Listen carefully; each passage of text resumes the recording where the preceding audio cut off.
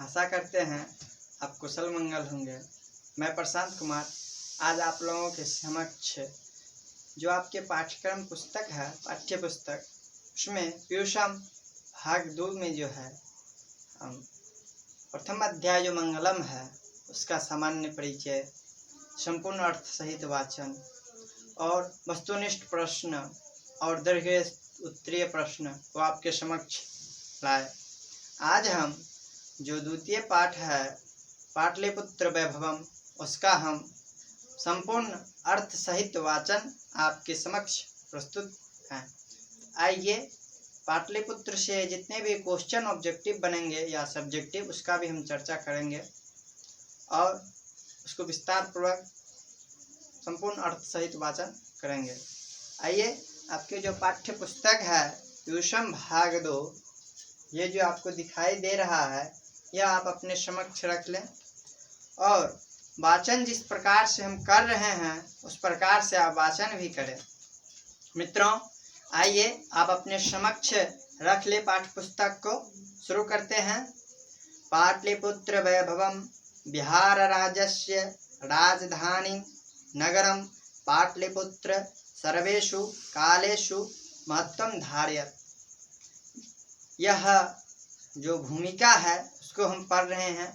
भूमिका से जो भी प्रश्न बनेंगे उसका भी चर्चा हम करेंगे। तो बिहार राज्य की राजधानी जो पाटलिपुत्र है वह सभी कालों में अपना महत्वधारी है। बिहार राज्य की यहाँ से क्वेश्चन बन सकता है, बिहार राज्य की राजधानी क्या है? तो पटना। आइए देखते आइए। अस्य इतिहासः सार्ध सहस्र द्वय वर्ष परिमिता वर्तते।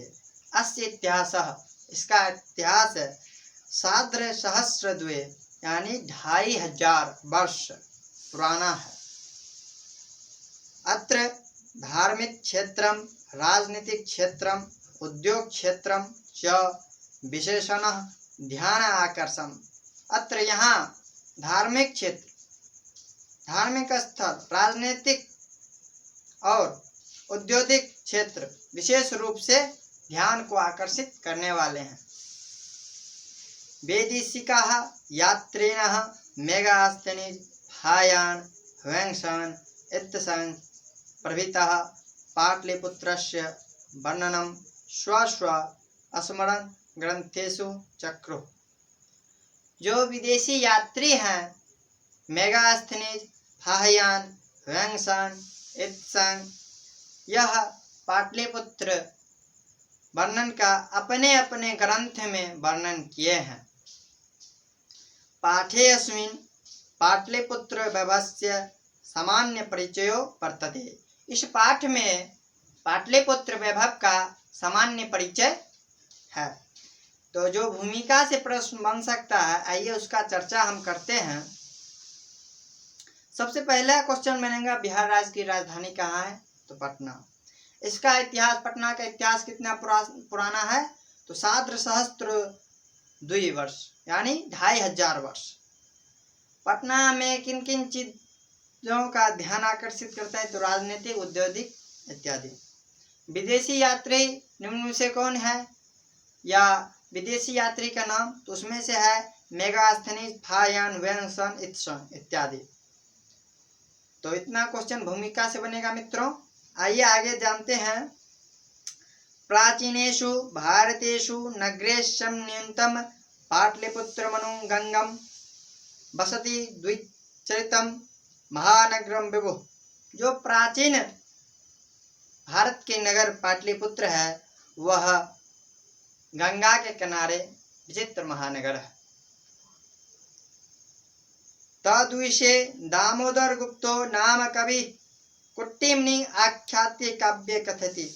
जो एक कवि हैं दामोदर गुप्त, वो अपने कुट्टिम तरणी काव्य में कहते हैं, क्या कहते हैं? आइए उसका क्रमशः अध्ययन करते हैं। अस्ति महातिलक अस्ति महितल तिलकम अस्ति महितल तिलकम सरस्वती कुलगिरियम महानगरम नामना पाटलिपुत्र परिभूत कुंदरम स्थानम। दामोदर गुप्त जी कहते हैं अपने कुट्टी निमतरणी काव्य में, अस्ति महातिलकम सरस्वती कुल गृहम महानगरम।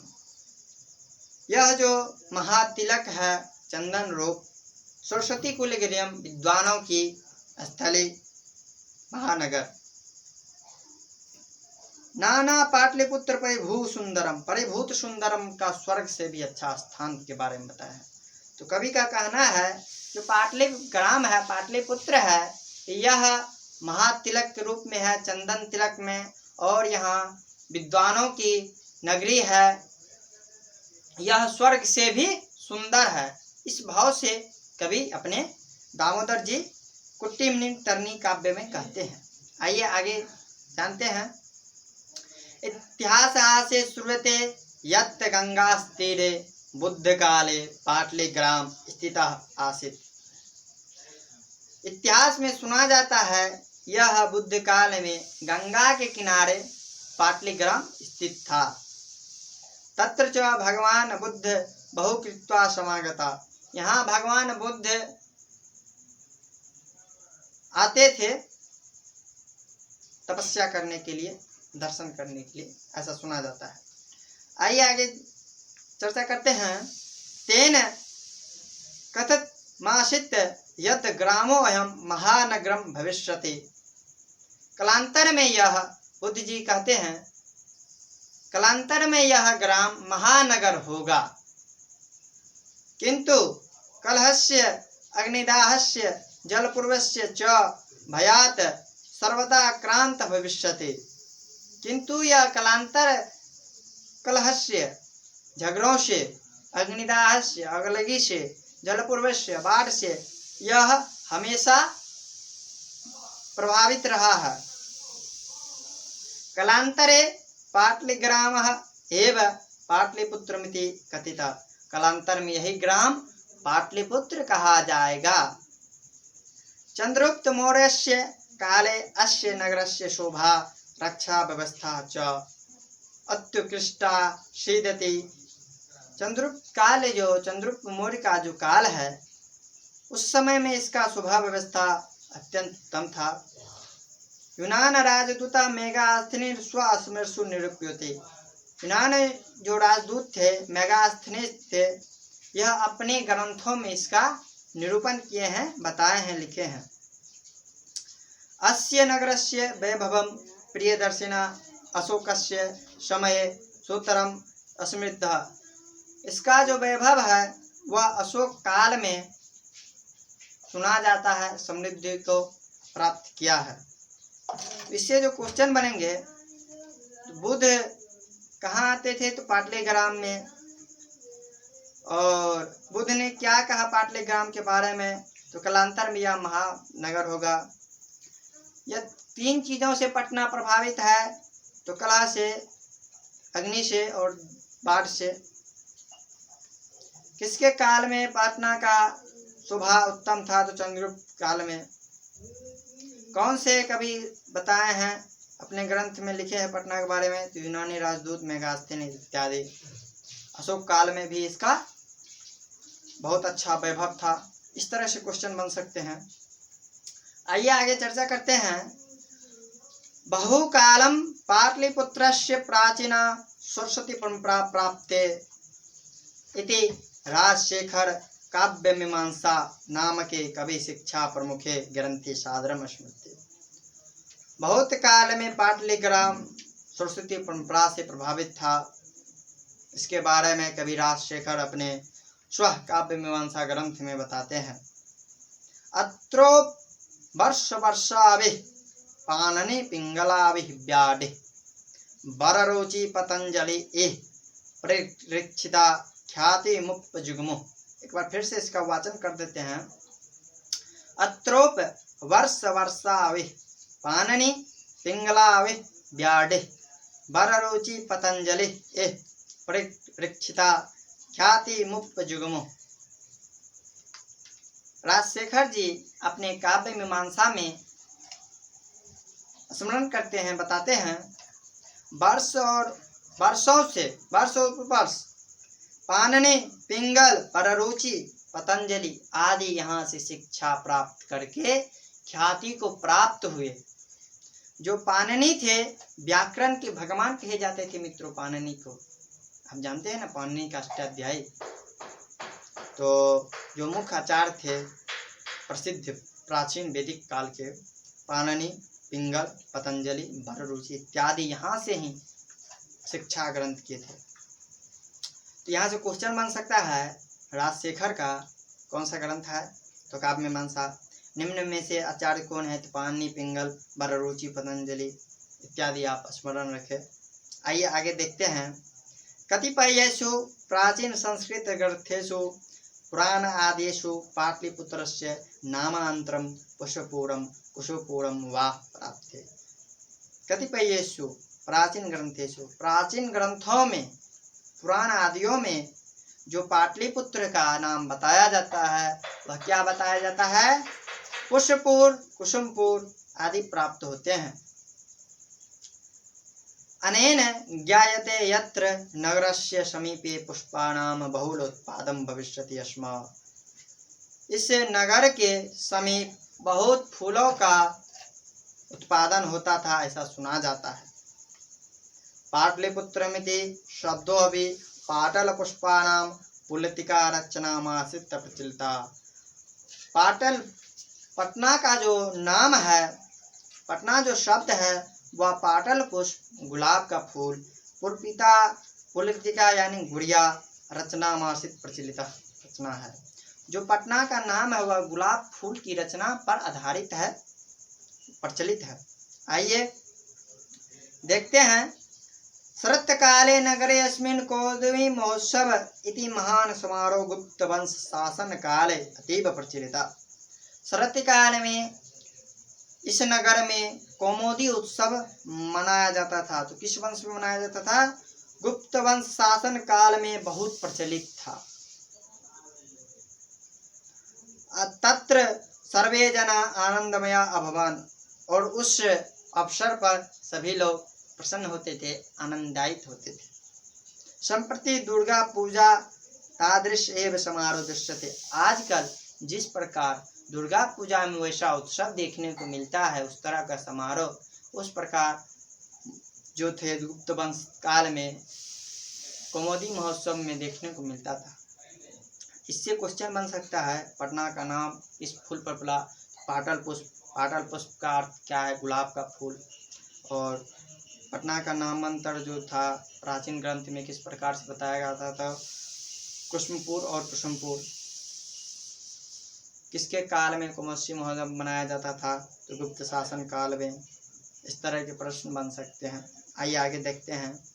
कालचक्रवशाद यद्यपि मध्यकाले पाटलिपुत्रम वर्ष सहस्त्र परिमितम जीर्णताम अभवत्। कालचक्र के वसाद में मध्यकाल में जो पाटलिपुत्र थे वह हजारों वर्ष से जीर्ण तीर्ण रहे, अस्त व्यस्त रहे, ग्रसित रहे। आपको पहले भी चर्चा करके बताए हैं, बाढ़, झगड़ा और आग लगी से प्रभावित थे। आइए आगे जानते हैं। तस्य संकेतः अनेकेषु साहित्य ग्रंथेषु मुद्रा राक्षस आदि लभ्यते। इसका जो संकेत है साहित्य के अनेक ग्रंथ मुद्रा राक्षस में प्राप्त होते हैं। मुगल का वंश काले अस्य नगरस्य समृद्धो जाता। मुगल वंश काल में इस नगर का उद्धार हुआ, विकसित हुआ। आंग्ल शासन काले च पाटलिपुत्रस्य स्वतां विकसितो जाता। अंग्रेजी शासन काल में पाटलिपुत्र का अधिक विकास हुआ।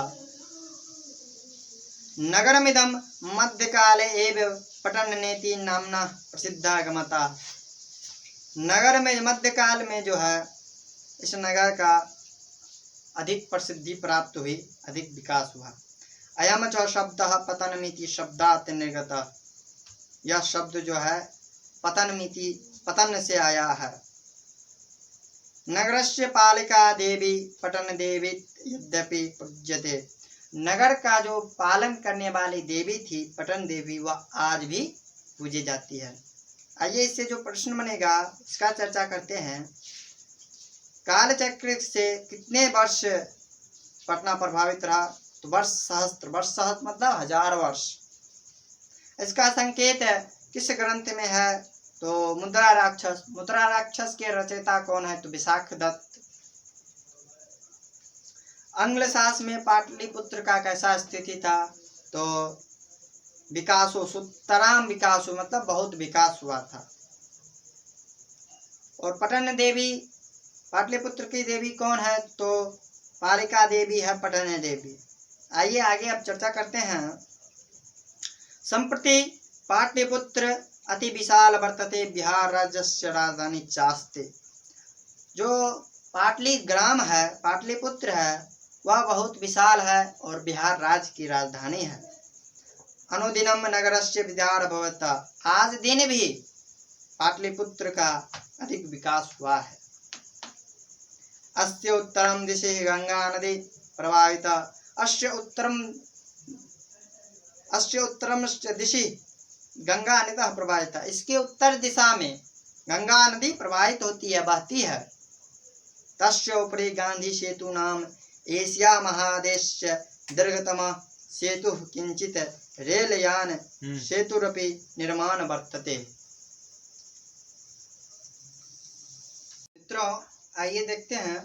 तस्य उपरि गांधी सेतु नाम एशिया महादेशस्य दीर्घतम सेतु किंचित रेलयान सेतुरपि निर्माण मानो वर्तते। उसके ऊपर में जो है गांधी सेतु जो पुल है बना हुआ है, जो एशिया महादेश के सबसे दीर्घ पुल है, और उस पर रेल पुल भी बना हुआ है। रेलयान सेतु, ये सेतु का अर्थ है पुल, रेल पुल भी निर्माण है। नगरे अस्मिन् उत्कृष्टः संग्रहालय, उच्च न्यायालय, सचिवालय, गोलगिरि, तारामंडलम, जैविक उद्यानम, मौर्यकालिक अवशेषः, महावीर मंदिरम इत्यस्य दर्शनीया सन्ति। इस नगर की जो सुंदर है, शोभा है, वह संग्रहालय है, उच्च न्यायालय है, सचिवालय है, गोलगिरी है, तारामंडल है, जैविक उद्यान है, मौर्यकालीन अवशेष है और महामंदिर है, महावीर का मंदिर है। यह सब क्या है? दर्शनीय स्थल है। ठीक है मित्रों, आइए अब आगे देखते हैं। प्राचीन पटन नगरे सिख संप्रदाय पूजनीयम स्थलम दशम गुरु गोविंद सिंहस्य जन्म स्थानम गुरुद्वारे नामना प्रसिद्ध वर्तते। जो प्राचीन नगर है पटना, वह सिख संप्रदाय के दशम गुरु गोविंद सिंह का जन्म स्थल है, और जन्म स्थल होने के द्वारा गुरुद्वारा जो है इसी गुरु गोविंद के नाम जी से विख्यात है।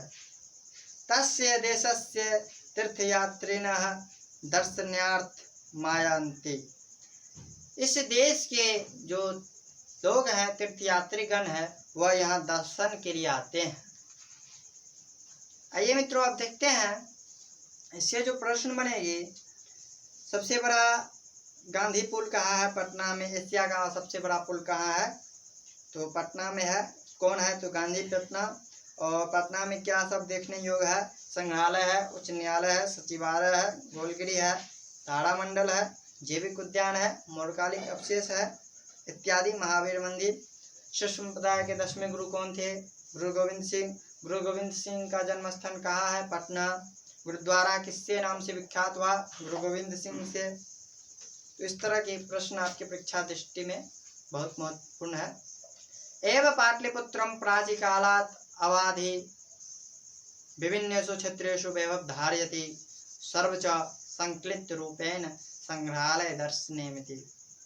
पटना जो है पाटलिपुत्र, वह विभिन्न कालों में वैभव धारा है, और यहाँ का जो संग्रहालय है वह अति दर्शनीय है, बहुत देखने योग्य है। पर्यटन मानचित्र नगरम मिदम महत्वम। पर्यटन का जो मानचित्र है उस पर भी पटना अति महत्व धारण है। तो आज हम आपके समक्ष पाटलिपुत्र वैभव का संपूर्ण अर्थ सहित वाचन लाए। बताए ऑब्जेक्टिव क्वेश्चन आपके परीक्षा दृष्टिकोण से किस तरह से आपको महत्वपूर्ण है। तो हम इस पाठ के जितने भी प्रश्न बनते हैं उनको भी आपके समक्ष कल लाएंगे। तो आप इसको ध्यानपूर्वक देखें, समझें और पढ़ें। पढ़ते समय आप हमेशा यह चीज़ को ध्यान में रखें कि किस तरह से हम वाचन करते हैं, किस तरह से परिणाम करते हैं और अर्थ लगाने का भी प्रयास करें। वीडियो यदि समझ में नहीं आ रहा है तो आप अर्थ लगाएं, उसका वाचन करें और परिणाम करें, समझे। आइए तो इसे विशेष रूप से देखते हैं इसके क्वेश्चनों को। धन्यवाद वीडियो देखने के लिए।